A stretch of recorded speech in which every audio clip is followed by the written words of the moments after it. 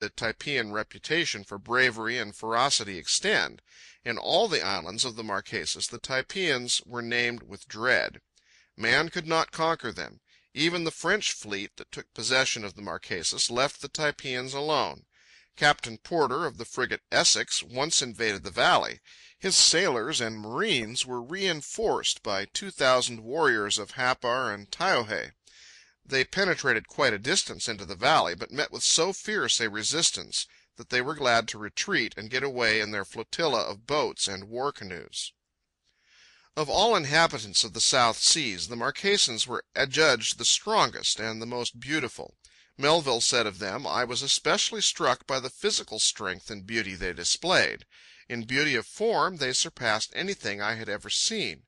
Not a single instance of natural deformity was observed in all the throng attending the revels.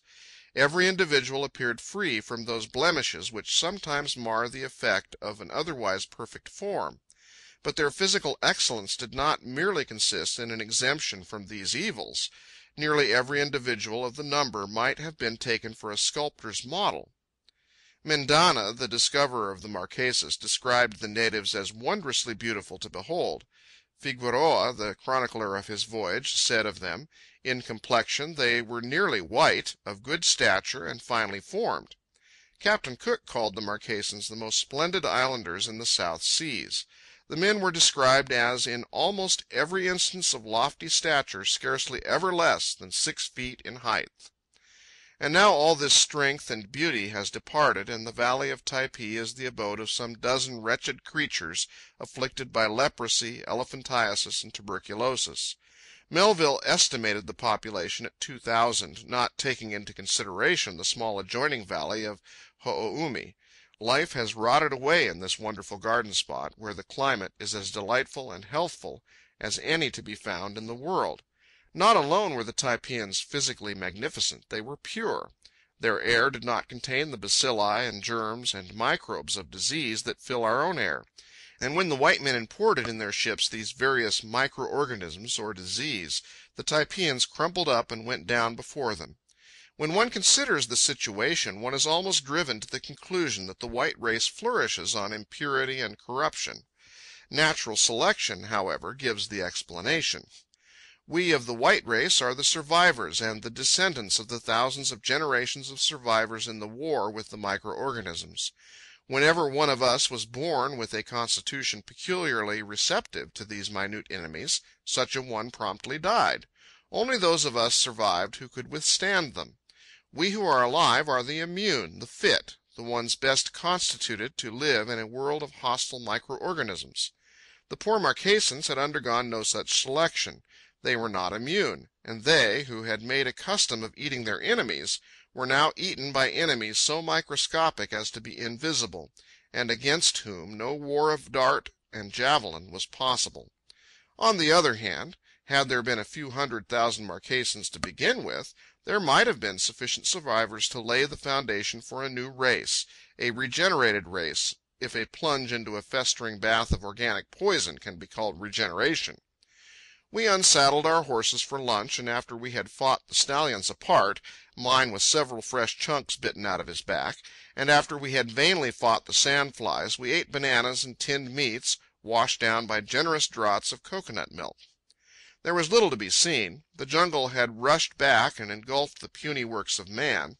Here and there peepees were to be stumbled upon, but there were no inscriptions, no hieroglyphics, no clues to the past they attested. Only dumb stones, builded and carved by hands that were forgotten dust. Out of the peepees grew giant trees, jealous of the wrought work of man, splitting and scattering the stones back into the primeval chaos. We gave up the jungle and sought the stream with the idea of evading the sand flies. Vain hope! To go in swimming, one must take off his clothes. The sand flies are aware of the fact, and they lurk by the river bank in countless myriads. In the native they are called the nau-nau, N-A-U, which is pronounced now-now. They are certainly well named, for they are the insistent present. There is no past nor future when they fasten upon one's epidermis, and I am willing to wager that Omar Khayyam could never have written the Rubaiyat in the valley of Typee. It would have been psychologically impossible. I made the strategic mistake of undressing on the edge of a steep bank where I could dive in but could not climb out. When I was ready to dress, I had 100 yards walk on the bank before I could reach my clothes. At the first step, fully 10,000 now-nows landed upon me. At the second step, I was walking in a cloud. By the third step, the sun was dimmed in the sky. After that, I don't know what happened. When I arrived at my clothes, I was a maniac. And here enters my grand tactical error. There is only one rule of conduct in dealing with now-nows. Never swat them. Whatever you do, don't swat them. They are so vicious that in the instant of annihilation they eject their last atom of poison into your carcass. You must pluck them delicately between thumb and forefinger, and persuade them gently to remove their proboscis from your quivering flesh. It is like pulling teeth. But the difficulty was that the teeth sprouted faster than I could pull them, so I swatted, and so doing, filled myself full with their poison. This was a week ago. At the present moment I resemble a sadly neglected smallpox convalescent. Ho-o-umi is a small valley separated from Typee by a low ridge, and thither we started when we had knocked our indomitable and insatiable riding animals into submission. As it was, Warren's mount, after a mile run, selected the most dangerous part of the trail for an exhibition that kept us all on the anxious seat for fully 5 minutes. We rode by the mouth of Typee Valley and gazed down upon the beach from which Melville escaped. There was where the whaleboat lay on its oars close in to the surf, and there was where Karakoe, the taboo Kanaka, stood in the water and trafficked for the sailor's life. There, surely, was where Melville gave Fayaway the parting embrace ere he dashed for the boat. And there was the point of land from which Mehevi and Momo and their following swam off to intercept the boat, only to have their wrists gashed by sheath knives when they laid hold of the gunwale, though it was reserved for Momo to receive the boat hook full in the throat from Melville's hands. We rode on to Ho-o-umi. So closely was Melville guarded that he never dreamed of the existence of this valley, though he must continually have met its inhabitants, for they belonged to Typee. We rode through the same abandoned peepees, but as we neared the sea we found a profusion of coconuts, breadfruit trees, and taro patches, and fully a dozen grass dwellings. In one of these we arranged to pass the night, and preparations were immediately put on foot for a feast. A young pig was promptly dispatched, and while he was being roasted among hot stones, and while chickens were stewing in coconut milk, I persuaded one of the cooks to climb an unusually tall coconut palm. The cluster of nuts at the top was fully 125 feet from the ground, but that native strode up the tree, seized it in both hands, jackknived at the waist so that the soles of his feet rested flatly against the trunk, and then he walked right straight up without stopping. There were no notches in the tree. He had no ropes to help him. He merely walked up the tree, 125 feet in the air, and cast down the nuts from the summit. Not every man there had the physical stamina for such a feat, or the lungs, rather, for most of them were coughing their lives away. Some of the women kept up a ceaseless moaning and groaning, so badly were their lungs wasted. Very few of either sex were full-blooded Marquesans.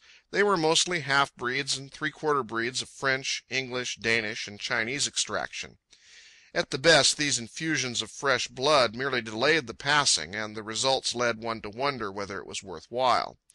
The feast was served on a broad pae, the rear portion of which was occupied by the house in which we were to sleep.